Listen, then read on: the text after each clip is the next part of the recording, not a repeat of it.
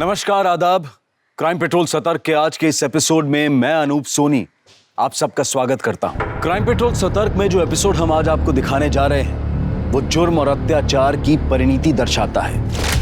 हर धर्म में एक बात जरूर कही गई है, खुद से कमजोरों की हिफाजत करना। लेकिन हम अपने आसपास क्या देखते हैं? कमजोरों पर जुल्म, उनके खिलाफ घिनौनी साजिश। औरत बेशक शारीरिक रूप से मर्दों से कमजोर होती है, लेकिन भावनात्मक और सहनशीलता के मामले में वो मर्दों से कहीं आगे है। औरत से जुड़े अपराधी घर घर में मौजूद हो, चाहे वो पति जो लड़का पैदा करने के लिए पत्नी को मारता हो, चाहे वो सास जो दहेज के लिए बहू को तंग करती हो, चाहे वो बाप जो बेटी को पढ़ने से रोकता हो और कम उम्र में उनकी शादी कर देता हो। आज का ये केस हर औरत के लिए एक सीख है कि औरत का उद्धार खुद औरत ही कर सकती है। इसलिए खुद के खिलाफ होने वाले हर जुल्म के लिए आवाज उठाइए।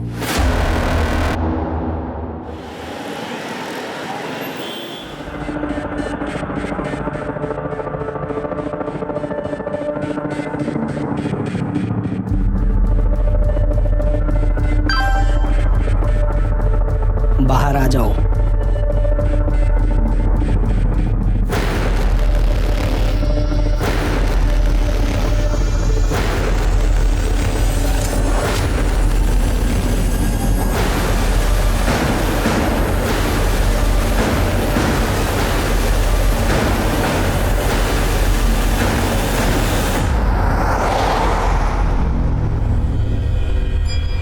अबे ओ मजनू,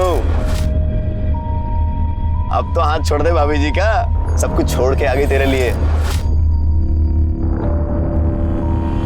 सारा इंतजाम हो गया? इंतजाम? अरे सब इंतजाम हो गया। हम कहाँ जा रहे हैं? अरे बता तो रहा हूँ भाभी जी, मतलब होने वाली भाभी जी। नौकरी की सारी बात हो गई है, घर का भी सारा बात हो गया है, बस तुम दोनों की शादी होना बाकी है। हाँ जल्दी कर लो। हाँ तो वो भी करवा लेते हैं ना। ओ मंगलम भगवान विष्णु मंगलम गरुड़ध्वजा।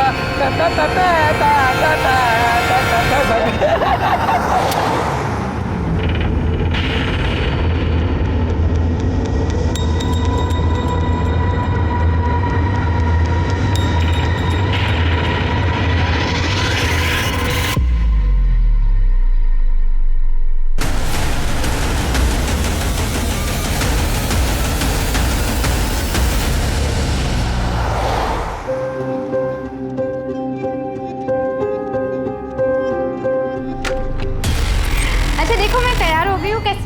तैयार तो हम भी हैं। 3-3 दूल्हे। अब शादी छोड़ो, चलो सुहागरात मनाते हैं।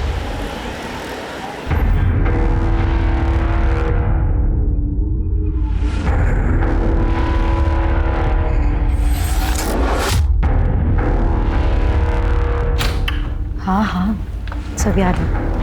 आ रहे हो ना? अरे हाँ बाबा, आ रहा हूँ मैं। हाँ बस निकल ही रहा हूँ।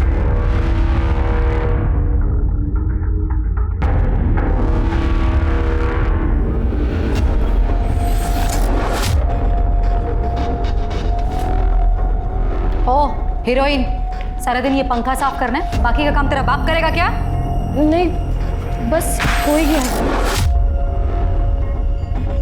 पैसे ले और सामान की लिस्ट। चल मार्केट जाके सामान लेके आ, और हाँ टाइम से आना वापस घर। कहाँ जा रहे हो तुम? चुपचाप ना अपने काम से काम रखा करो, समझ में आ गया? इतनी बार मना किया टोका मत करो पीछे से, लेकिन आदत नहीं जाती।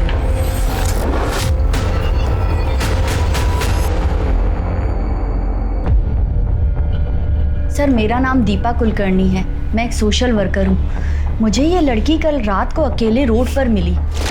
सर ये बहुत घबराई हुई थी, मदद मांग रही थी, और जब इसने मुझे अपने बारे में बताया तो मुझे लगा कि इसे पुलिस स्टेशन ही ले जाना चाहिए, और इसीलिए आज सुबह होते ही मैं इसे यहाँ ले आई हूँ। अच्छा किया आपने। नाम क्या बेटा तुम्हारा? सब हमारा नाम मोहिनी संथाल है। कहाँ की रहने वाली हो?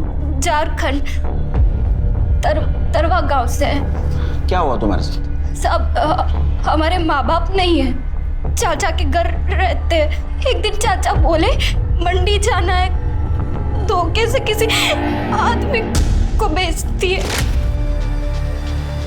बस आप ही के पास आ रहा ये मैडम जी कौन है? वो तो नहीं मालूम साहब। फिर एक जगह गाड़ी रोके और वो तीनों पेशाब करने के लिए उतर गए और हमको मालूम नहीं था सब कहाँ जा रहे हैं, बस भागते रहे और शहर पहुंच गए। पर हमको बहुत डर था कि वो हमें पकड़ ना ले। रोड पे हम रोते रहे। फिर ये दीदी आई। तुम बिल्कुल फिक्र मत करो, तुम एकदम सेफ हो। शिरके, मोहिनी को एनजीओ भेजने की तैयारी करो। तृप्ति, इसके चाचा के डिटेल्स, गांव के डिटेल्स सब ले लेना। ये दीदी के साथ जाओ।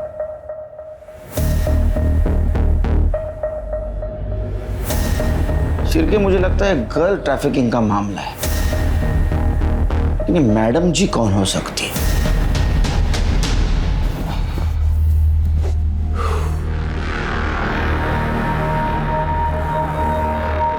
यार वो लड़की आने वाली थी ना, क्या हुआ उसका? नहीं आई। कुछ प्रॉब्लम है तो किसी और को ढूंढना पड़ेगा। क्यों? क्या हुआ उसका? इतने परेशान क्यों हो रहे हैं? टेंशन मत लो, मैं ना तुम्हारे लिए उससे भी अच्छी लड़की ढूंढूंगी। अरे यार तुम समझ नहीं रही हो, मेरे माँ बाप मेरे पीछे पड़े हुए शादी के लिए, बांध देंगे मुझे किसी के भी साथ, फिर रोती रहना अकेली बैठकर। तुम टेंशन क्यों ले रहे हो? मुझे तुमसे ज्यादा उस बात की फिक्र है, और वो लोग ढूंढे उससे पहले मैं ढूंढूंगी तुम्हारे लिए। जानते हो ना कितना प्यार करती हूँ, ऐसे खो दूंगी।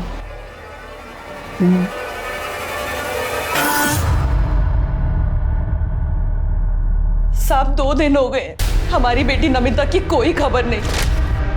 कहाँ है, किस हाल में है, हमें कुछ पता नहीं। झूठ क्यों बोल रही हो? सच क्यों नहीं बताती सर को कि लड़की भाग गई है तुम्हारी? हमारी लड़की उस लफंगे दीपक के साथ भागी है। तुम्हें पूरा यकीन है ये उसी लड़के के साथ भागी?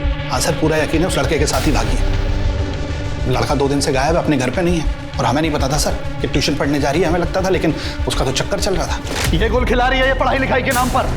इसकी पढ़ाई लिखाई बंद। अब ये कॉलेज नहीं जाएगी, नहीं जाएगी ये कॉलेज। कोई भी लड़का ढूंढो इसके लिए और शादी करो। इस घर में ज्यादा नहीं देखनी है मुझे ये लड़की। अरे सुनिए तो सही। 17 साल में शादी, पता है ना गैर कानूनी है। हाँ सर, पता है कि गैर कानूनी है, पर गरीब आदमी करे तो करे क्या सर? सब लोग तू कर रहे थे। अब इज्जत जाए, इससे अच्छा तो आदमी जेल चला जाए। बहुत समझाया पर समझ नहीं रही थी वो। उस लड़के ने हद कर दी सर। एक दिन तो हमारे घर ही आ गया था। आशिकी का भूत क्यों आया था? क्यों आया था? अंकल, मैं नमिता से प्यार करता हूँ अंकल, उससे शादी करना चाहता हूँ अंकल। छोड़ दे पापा। तेरी बारात में अर्थी निकालूंगा यहाँ से। पापा, अगर उसे कुछ हो गया ना, मैं अपनी जान दे दूंगी, आप देख लेना। साहब, प्यार से बात करना तो इन्होंने कभी सीखा ही नहीं। इतनी सख्ती दिखाई कि बेटी घर से ही भाग गई। मैं उसे प्यार से समझाऊंगी, बस एक बार ढूंढ दीजिए मेरी बेटी को। देखिए आप घबराइए नहीं, आप दीपक और नमिता की डिटेल्स नोट करवा दीजिए, हम उन्हें जल्द से जल्द ढूंढेंगे। समझे?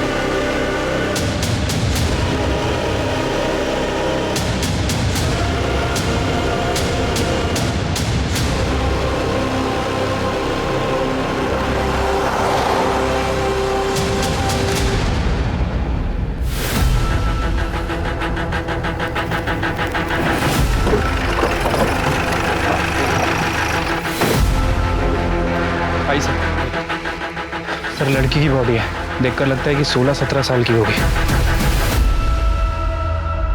सर जिस तरह से बॉडी की हालत है देखकर लग रहा है कि मर्डर हुए 2-3 दिन हो चुके हैं। पीछे मटन शॉप है, यहाँ का कचरा यहाँ पे फेंका जाता है। सर हो सकता है कि जिसने मर्डर किया उसने जानबूझ के बॉडी को यहाँ पे डंप किया। वो ये कचरा फेंकने आया था, उसी ने बॉडी को देखा और हमें फ़ोन किया।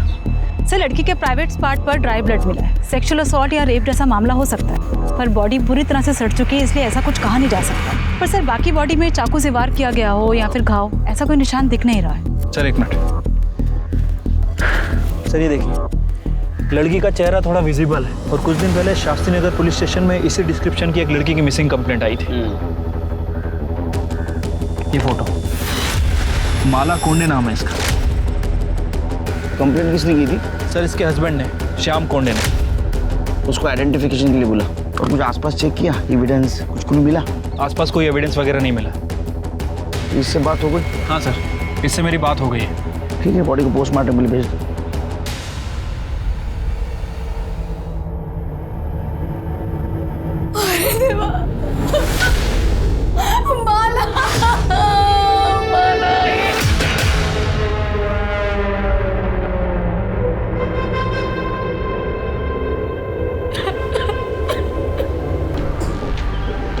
माला मटन शॉप गई थी? नहीं सर, हमारे घर नॉनवेज नहीं बनता। वो सब्जी लेने गई थी और शाम तक नहीं लौटी, और ना ही फ़ोन साथ ले गई थी कि फ़ोन लगा करके देखी कि वो कहाँ पे है। फिर अगले दिन जब वो नहीं लौटी तो मैंने मिसिंग की कंप्लेंट लिखवाई थी। आप लोगों को किसी पे शक, किसी से कोई झगड़ा, दुश्मनी जो ऐसा कर सकता है? सर हम लोग मिडिल क्लास लोग हैं, हमारी किसी से क्या दुश्मनी होगी। ठीक है, जाओ।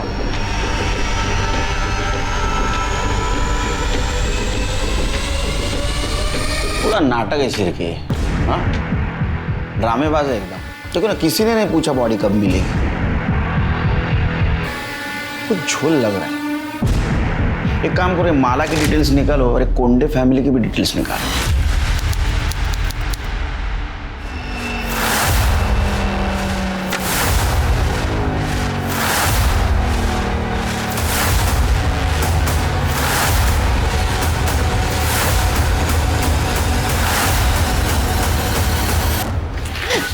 प्लीज मुझे यहाँ से जाने दो, मुझे यहाँ नहीं रहना। नौटंकी बंद कर अपनी, समझी? पकड़िए कपड़े, नहा धो के तैयार हो जाए। बोला ना एक बार, रोना बंद कर और नहा धोकर तैयार हो जा और आराम कर। अगर भागने की कोशिश की ना तो यहाँ से तो काट के फेंक दूंगी तुझे, समझी?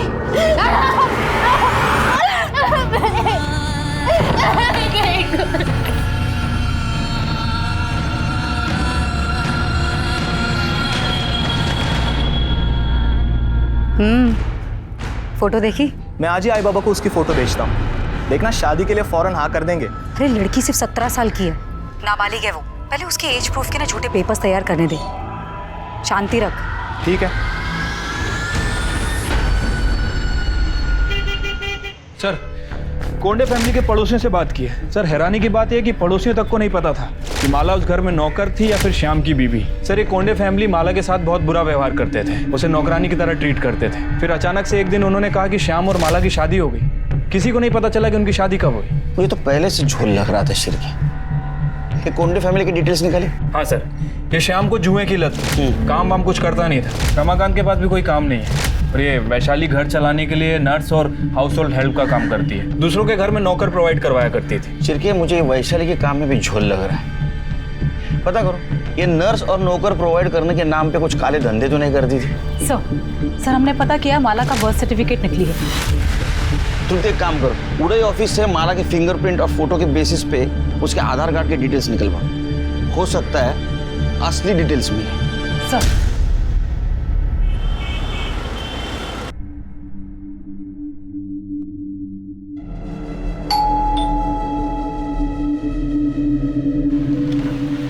नमस्ते। नमस्ते आंटी। आंटी नमिता दीदी कहाँ है? बेटा वो घर पर नहीं है, अपने मामा के घर गई है। कुछ काम था क्या? हाँ आंटी, मैं क्लास में फर्स्ट रैंक लाई हूँ ना, तो मुझे उनको थैंक यू बोलना था। पर मम्मी वो तो घर पर ही नहीं है। कोई बात नहीं बेटा, तो आंटी को दे दे, आंटी नमिता दीदी को दे देगी। देखिएगा नमिता बहुत अच्छी टीचर बनेगी, उसकी तो जिंदगी सफल हो गई। चलिए हम निकलते हैं।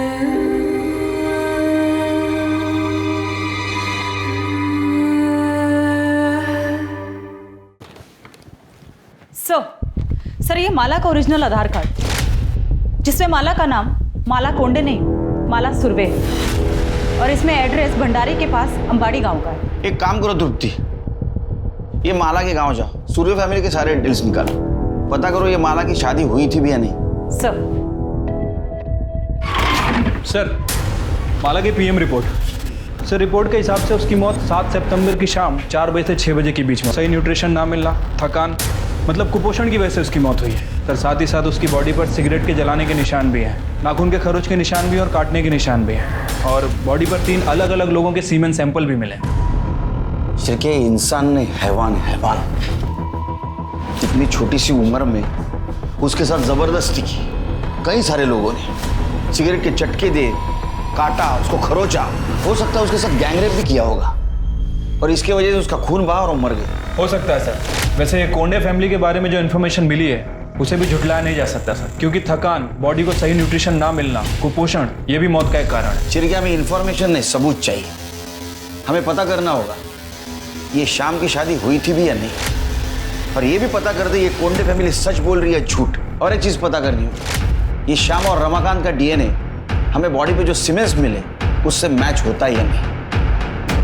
अरे देवा, देख, बोला था ना मैंने, ये माला ना सिर्फ शक्ल से भोली दिखती है लेकिन है नहीं। साहब, मुझे पक्का मालूम था ये माला ना बाहर जाके 10 जगह मुंह मारती है। अरे ये उसका पति है। अरे जब भी छूने जाता ना उसको तो काटने दौड़ती थी वो। बहुत लेता था ना उसकी साइड, बोलती रह गई मैं तुझे। अरे धोखा दे रही थी वो तुझे। सर, मैं उससे बहुत प्यार करता था। वो जब खो गई थी तब पूरे मार्केट में उसे ढूंढने गया था। पुलिस स्टेशन में रिपोर्ट लिखवाई थी मैंने। तुम्हारी शादी हो गई थी ना, तो रजिस्ट्रेशन भी हुआ होगा, मैरिज सर्टिफिकेट है? साहब, शादी 2 महीने पहले हुई थी। अब सर्टिफिकेट ये रजिस्टर करवाते तब तक तो माला ही चली गई। अच्छा, शादी की फोटो दिखा दीजिए। हाँ, सब शादी तो इतनी धूमधाम से हुई नहीं थी, बस घर वालों के सामने ही घर में हो गई थी। और उसके बाद फोटो भी खींचा था तो फोन से ही खींचा था, और इसके हाथ से फिर गलती से फोन पानी में गिर गया, चालू नहीं हो रहा था, फिर फोन फेंक दिया। बहुत प्रॉब्लम है आपकी लाइफ में, तो आपके पास कुछ प्रूफ नहीं था इसलिए तुम लोगों ने उसका बर्थ सर्टिफिकेट डुप्लीकेट बनवाया। हालांकि उसके आधार कार्ड के ऊपर उसके घर का एड्रेस भंडारा का था। क्या आधार कार्ड? उसके पास आधार कार्ड भी था, लेकिन हम लोगों को तो खाली बर्थ सर्टिफिकेट मालूम है, और वो तो अनाथ है ये पता था। पर बाप रे, अनाथ भी हो गई? कहाँ मिली आपको? वो ऑफिस आई थी मेरे।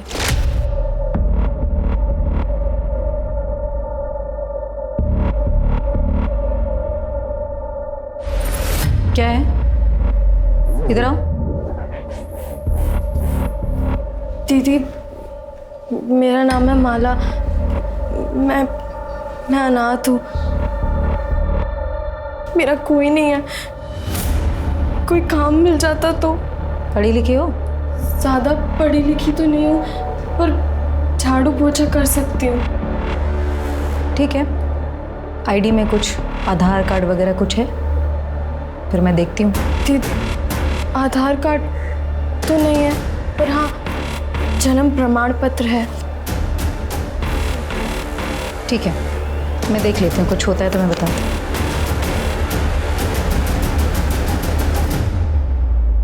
सर, माला की कहानी सुनकर मुझे उस पर तरस आ गया था। दिखने में भी ठीक ठाक थी वो, इसलिए मैंने वैनी से कहा कि आप ही पूछ लीजिए उसे कि अगर वो शादी करना चाहती है मुझसे। साहब, उसने भी मना नहीं किया, हाँ बोल दिया, तो मैंने शादी करवा दी। सच बोल रही है? हाँ, ये सच बोल रहे हैं? हाँ, ऐसे ही हुआ था। चिरके, ये शाम की डीएनए टेस्ट करवा, और रमाकांत का भी। मेरा क्यों? मैंने क्या किया? इसने कुछ किया? नहीं, मतलब मेरा मतलब है माला तो मेरी बेटी जैसी थी, बहू थी। डर क्यों रहे हो? हाँ, चिरके, इन दोनों का डीएनए टेस्ट करवा। चिरके, ये कोंडे फैमिली का झोल है। वो रमाकांत देखा कितना डरा हुआ था। मुझे लगता है माला से जबरदस्ती प्रोस्टिट्यूशन करवाते थे। हो सकता है सर, लेकिन अगर 1% भी चांस हुआ कि माला एक काम जानबूझ के करती थी पैसे कमाने के लिए, तो सर? नहीं शिरकी, अगर वो जानबूझ के करती थी, इतने पैसे कमाती थी, तो पैसों का क्या करती थी? क्योंकि उसके मौत का एक कारण कुपोषण भी है। उसको ठीक तरह से खाना भी नहीं मिलता था। ये वैशाली के एजेंसी का कुछ पता चला है? ऐसी एजेंसी? हाँ सर, उसकी एजेंसी लीगल है, रजिस्टर्ड भी है। अपने खबरों को अलर्ट कर दो। ये कोंडे फैमिली के सारे डिटेल्स चाहिए मुझे, पास्ट फ्यूचर प्रेजेंट सब। ठीक है सर।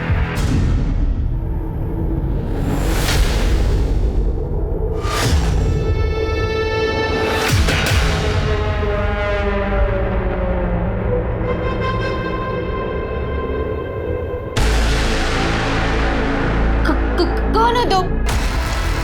प्लीज मुझे हाथ में लगा, प्लीज।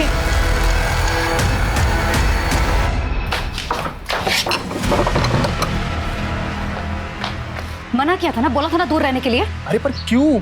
मेरी होने वाली बीवी हो यार। मुझे भी पता है कि होने वाली बीवी है तुम्हारी, हुई नहीं है। लेकिन तुम्हें भी अच्छी तरह पता होना चाहिए कि माला की मौत के बाद ना हम कितनी बड़ी मुश्किल में फंस चुके हैं। अरे पुलिस को शक हो गया है, दिन रात सवाल कर रही, जीना हराम कर रखा है हमारा, और उसके बाद तुम ये थोड़े टाइम दूर रहो इससे। अरे मेरे माँ बाबा मेरी शादी का सेहरा लेकर खड़े, करा देंगे मेरी शादी किसी के साथ, फिर हमारे बीच जो कुछ भी है ना सब भूल जाना।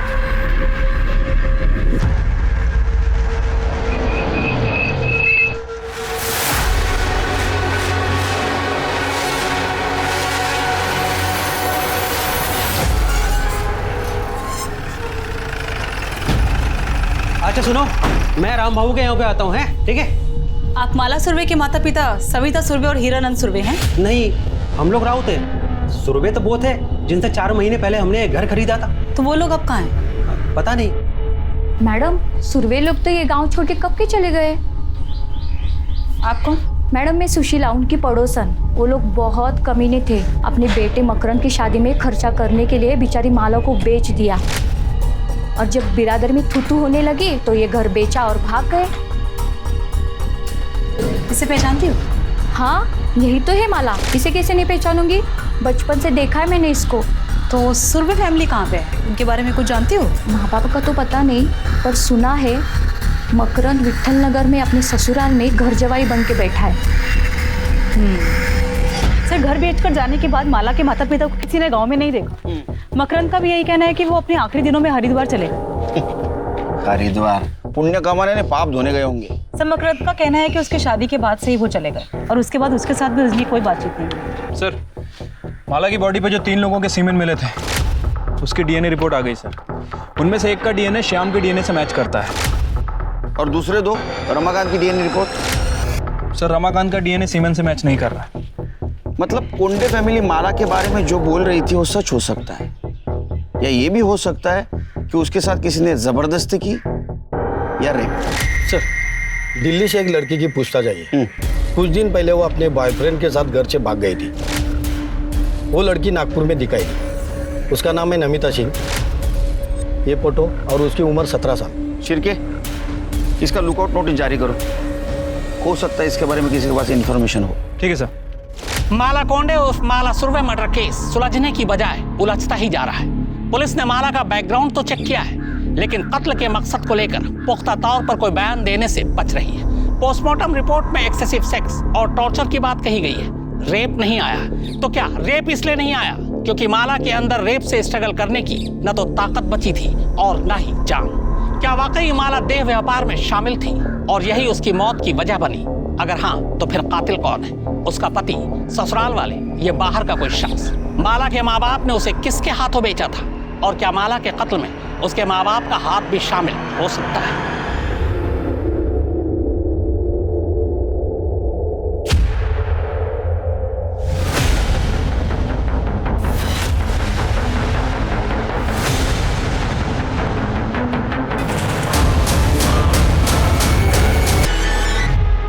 तो तू चाकू देख के डर के भागा और टेम्पो से टकरा है ना? हाँ साहब। उसका चेहरा देखा? किसके हाथ में चाकू था? चेहरा नहीं देख पाया साहब, वो टोपी पहना था। तेरे जेब में हमें कार्ड मिला, विजिटिंग कार्ड, वैशाली कोंडे। तू कैसे जानता है उसको? वो सच बोल, तेरी हालत देख। मैडम के पास कमीशन के लिए काम करता था साहब। एजेंट था ना। किस चीज का एजेंट था तू? साहब, वो मेड और नर्स के लिए लड़की ला कर देता था मैडम जी को। सिर के सुना क्या मैडम जी? तो ये वैशाली मैडम जी है, और तू उसको नर्स और मेड के नाम पे जो लड़कियां ला के देता था नाबालिग, हाँ? वो दूसरे धंधे के लिए ना? नहीं साहब, मैं ऐसा कुछ नहीं करता साहब। चिरके ये सब निकालो, इसकी पट्टी विट्टी निकालो, दूसरा हाथ तोड़ो और लेके चलो इसको। अरे नहीं, बोलता हूँ साहब, बोलता हूँ। मैं मैडम जी को धंधे के लिए लड़की सप्लाई करता था साहब। पिछले 2 साल से मैं कर रहा है साहब। ये मोहिनी संथाल को भी तू ही लेके जा रहा था ना मैडम जी को बेचने के लिए? हाँ साहब, लेके जाने वाला था साहब, लेकिन वो नागपुर आने से पहले गाड़ी से उतर के भाग गई। और माला? साहब, माला को भी बेचने के लिए लाया था, लेकिन वो मोहिनी से बहुत पहले आई थी साहब। लेकिन शाम का उसके ऊपर दिल आ गया, तो फिर मैडम जी ने घर काम करने के लिए और शाम को खुश करने के लिए रखी साहब। तो सबको पता है कि और तो और वो विकास भी साहब बहुत बार जबरदस्ती किया साहब माला के साथ। ये विकास कौन? मैडम जी का पड़ोसी है। मैडम जी का लफड़ा चालू है साहब उसके साथ। ये शाम को कोई और काम धंधा नहीं है क्या? शाम नहीं है मैडम जी, आज विकास है, विकास। क्या कर रहे थे अंदर? क्या कर रहा था मतलब? तुम्हें मालूम नहीं मैं क्या कर रहा था? बोला है ना मैंने कि इससे अच्छी लड़की मैं इंतजाम करूंगी तुम्हारे लिए। चुप, उसे रेप कहते, रेप। मालो किसने मारा? सब किसी ने नहीं मारा। वो तो उम्र में भी कम थी और कमजोर भी थी साहब। वो सब वो उसमें ही मर गई साहब। फिर साहब मैडम जी ने मेरे को बोला कि उसको ठिकाने लगाना है। मैं उसको मटन चौक के तरफ फेंक दिया साहब। साहब माला के बाद नमिता आ गई साहब। उसको उसके बॉयफ्रेंड ने प्यार के झांसे में घर से भगा के लेके आया था साहब बेचने के लिए। यही थी? हाँ साहब, वो मैडम जी इसको विकास को खुश करने के लिए रखा था, लेकिन इससे पहले विकास को खुश करता उसने देखा कि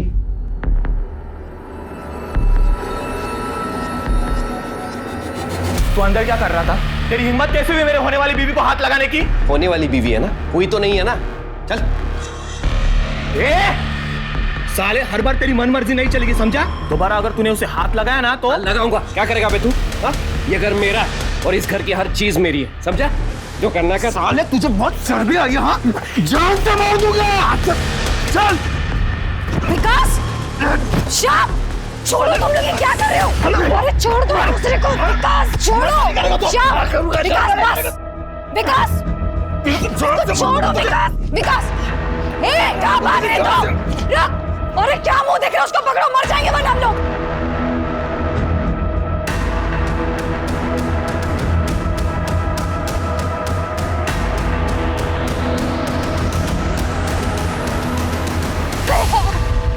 भैया प्लीज बचा लो भैया।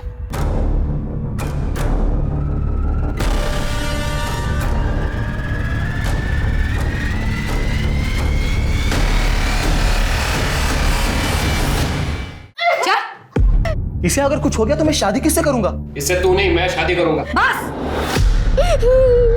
दामोदर, चल निकाल सिक्का। आज ही फैसला करूंगी इसकी शादी का।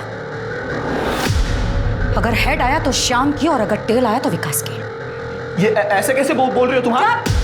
मुंह खोला ना दोबारा तो उठा के सीधा श्याम को दे दूंगी। दामोदर,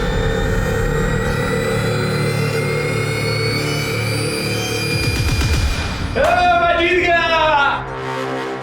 हेड आया तो मैं क्या करूं इसमें? मुझे क्यों देख रहे हो ऐसे? ठीक है ना, कोई बात नहीं। मैं ना दूसरी कोई लड़की मैं अरेंज कर। चुप कर। ये मेरी है, ये मेरी ही रहेगी। इस साले की मैं कभी नहीं होने दूंगा। चल। तुम लड़कियों को समझते क्या हो? हाँ? चिरके जल्दी चलो, इससे पहले कि विकास नमिता को नुकसान पहुंचाए हम वहां पहुंचेंगे। सर।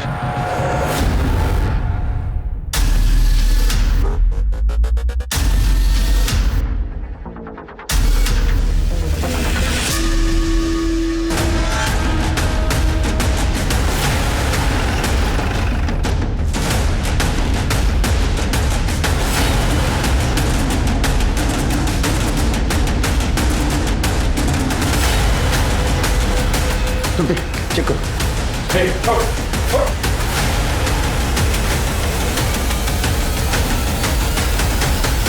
सर मर चुकी है।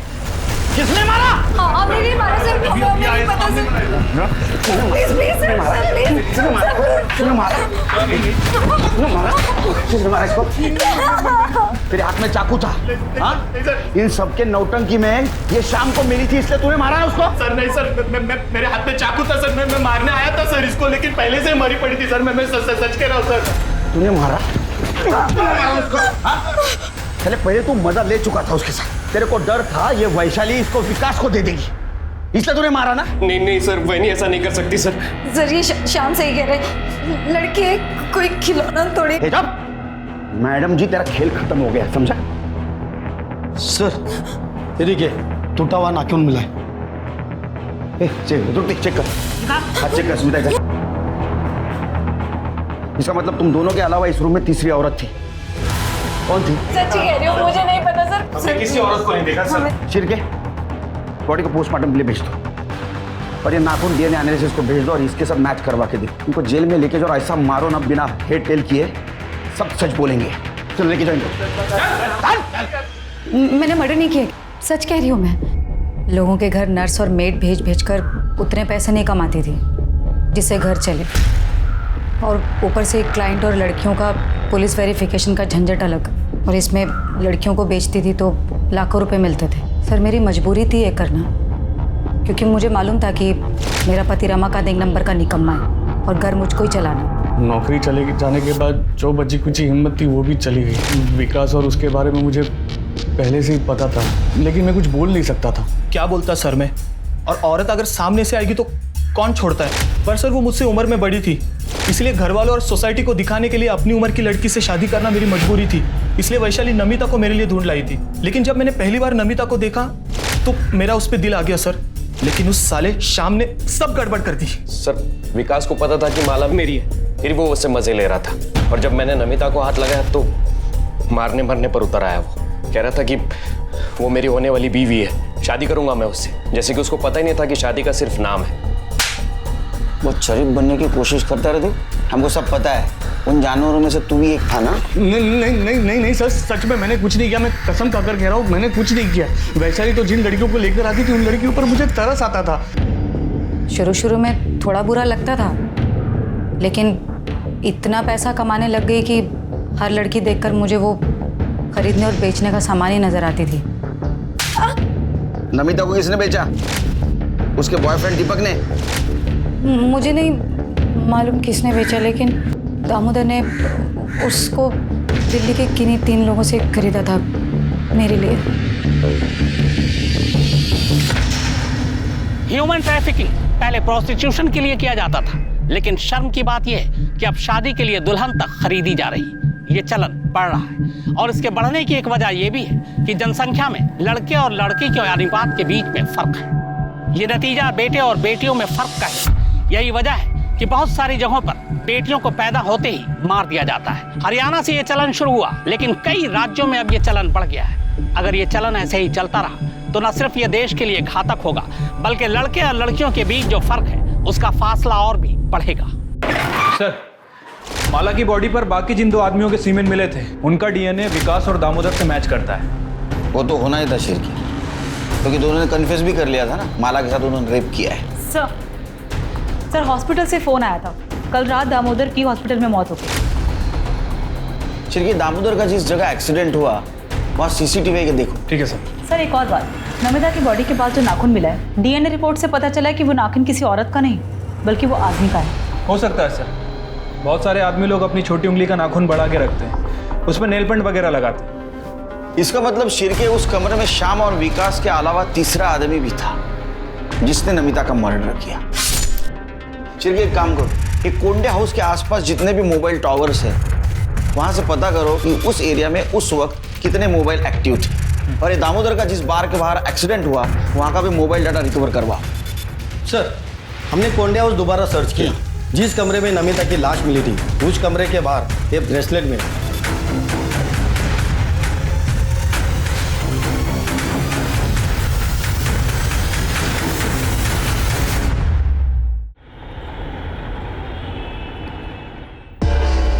सर मैं सच बोल रहा हूँ, मेरा ब्रेसलेट खो गया था। तू रहता कहाँ है? मैं दिल्ली रहता हूँ सर। दिल्ली में रहता है, तेरा ब्रेसलेट नागपुर में मिलता है, तो चोर ने यहाँ चोरी किया और नागपुर में फेंक दिया, वो भी उसी जगह जहां नमिता का मर्डर हुआ, रूम के बाहर। हाँ देख, तेरा मोबाइल लोकेशन भी ना उसके घर के आसपास का दिखा रहा था उस दिन। सच बोले तो हड्डियां तोड़ दूंगा तेरे। वो मुझे दिल्ली पुलिस से पता चला सर कि नमिता नागपुर में। मैं सीधा नागपुर के लिए निकल गया सर। वहाँ मेरा एक दोस्त रहता है, उसको भी मैंने बोला कि नमिता नागपुर में है, वो चेक करे। अपने 12 तारीख की शाम को मेरे उस दोस्त को नमिता दिखाई दी, तो उसने मुझे इन्फॉर्म किया। मैं छुपते छुपाते जब वहाँ पहुँचा सर, तो मैंने देखा कि नमिता, हे बेटा, नमिता, नमिता, क्या हुआ तुझे? नमिता, किसने किया ये सब? बोल। नहीं मेरे बच्चे। दरवाजे से टकराकर मेरा ब्रेसलेट वहां गिर गया था। बाद में पुलिस की गाड़ी आई तो मुझे वहां से भागना पड़ा सर। मैं डर गया था, मुझे लगा अगर पुलिस मुझे नमिता के पास देखेगी तो मुझ पर ही शक करेगी। शक नहीं, हमें यकीन है, सिर्फ साबित करना बाकी है। जहां मर्डर हुआ वहां एक नाखून मिला, तू भाग रहा था ना, उसी वक्त तेरा नाखून टूट के वहां गिरा था। चिर के इसको नागपुर ले चलो, मर्डर स्पॉट पे जो नाखून मिला था ना, उसे इसका डीएनए मैच करवा। अगर वो मैच हो गया ना बेटा, तो तेरी तो विकेट गई। हाँ? महेंद्र सलाखों के पीछे था, जबकि दीपक को उसी के दोस्तों ने मरने के लिए रेलवे ट्रैक पर छोड़ दिया था। हालांकि पुलिस को अब तक उसकी लाश नहीं मिली थी। इस सब के बीच पुलिस ये भी पता लगाने की कोशिश कर रही थी कि दामोदर और वैशाली के अलावा ह्यूमन ट्रैफिकिंग और देह व्यापार में अलग अलग राज्यों के बीच कौन कौन और कितने लोग इन्वॉल्व थे। तभी एक और हैरान करने वाली खबर सामने आई। रिपोर्ट के मुताबिक नमिता के कमरे में मिला टूटा हुआ नाखून महेंद्र का नहीं था। तो कौन हो सकता था जो उस दिन आउट हाउस में नमिता तक पहुंचा और उसका मर्डर करके फरार हो गया? सर जिस बार के बाहर दामोदर पर हमला हुआ, हमने वहाँ का डम डाटा चेक किया। 3 नंबर मिले, एक दामोदर का, दूसरा गाड़ी वाले का और तीसरा दिल्ली का है। और यही नंबर मर्डर के वक्त नमिता के घर के पास भी एक्टिव था। किसका number? Sir Shirke, Delhi police को इन्फॉर्म करो, इसको अरेस्ट करें।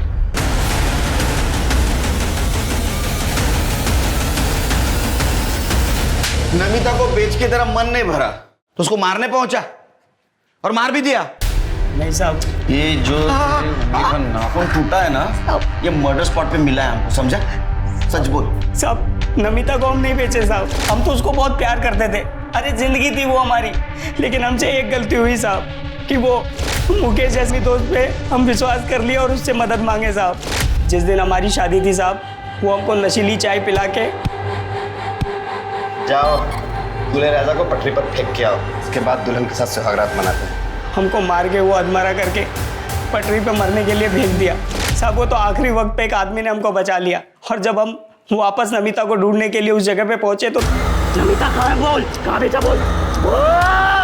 मुझे एड्रेस नहीं पता, लेकिन मैडम को जिस आदमी को बेचा है तो उसको मैं जानता हूँ। जब हम नागपुर पहुंचे और दामोदर को फ़ोन किया तो पहले वो हमारा फ़ोन नहीं उठाया, लेकिन बाद में वो हमारा फ़ोन उठाया साहब।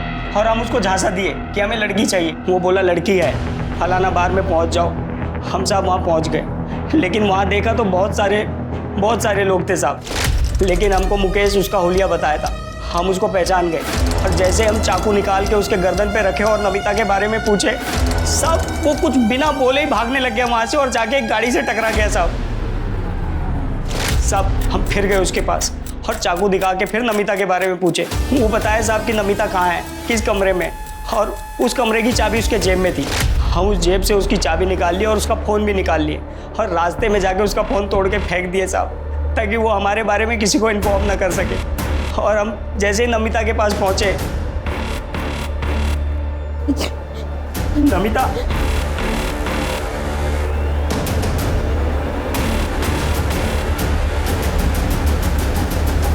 तुम क्या लेने आए हो अब यहाँ? देखने आए हो मैं जिंदा हूँ या मर गई? या फिर तुम्हारे 3 दोस्तों ने मेरे साथ क्या किया? मेरे पापा ठीक कहते थे, तुम 1 नंबर के घटिया आदमी हो। तुम मुझे क्या, तुम अपनी माँ बहन किसी को भी भेज सकते हो, पता है तुम्हें? अरे नहीं बेचा मैंने तुम्हें यार, नहीं बेचा है। तुमने सिर्फ मुझे नहीं, मेरे जैसे पता नहीं कितनी मासूम लड़कियों को बेचा होगा। तुम्हें और तुम्हारे उन 4 दोस्तों को मैं छोड़ूंगी नहीं, मैं मार दूंगी तुम्हें। कब पता नहीं गुस्से में हम उसको चाकू मार दिए साहब। हम तो नमिता को ढूंढ के उसको बचाने के लिए गए थे, लेकिन साहब इन्हीं हाथों से हमने उसको मार डाला साहब, इन्हीं हाथों से मार डाला। चल अब नागपुर जेल में संतरा खिलाता हूँ तेरे को। साहब, सभ्यता की शुरुआत से लेकर आज तक प्रोस्टिट्यूशन और ह्यूमन ट्रैफिकिंग चलती आ रही। इसका मतलब यह हुआ कि बेशक हमने चाहे जितनी भी तरक्की कर ली हो, लेकिन औरतों के बारे में हमारी सोच नहीं बदली। औरतों की इस दशा के लिए न सिर्फ उसे खरीदने और बेचने वाले, बल्कि घर वाले, पति, बाप, बेटा, भाई और समाज के ठेकेदार सभी जिम्मेदार हैं। जब तक औरतों को मर्द खरीदते रहेंगे, उसे बेचने वाले पैदा होते रहेंगे। अब मैं अनूप सोनी आपसे विदा लेता हूं। फिर मुलाकात होगी क्राइम पेट्रोल सतर्क में एक और नए केस के साथ और उस पर हमारे एक्सपर्ट के विश्लेषण के साथ। तब तक अपना और अपने परिवार का ख्याल रखें, सतर्क रहें, सुरक्षित रहें और देखते रहें क्राइम पेट्रोल सतर्क। जय हिंद।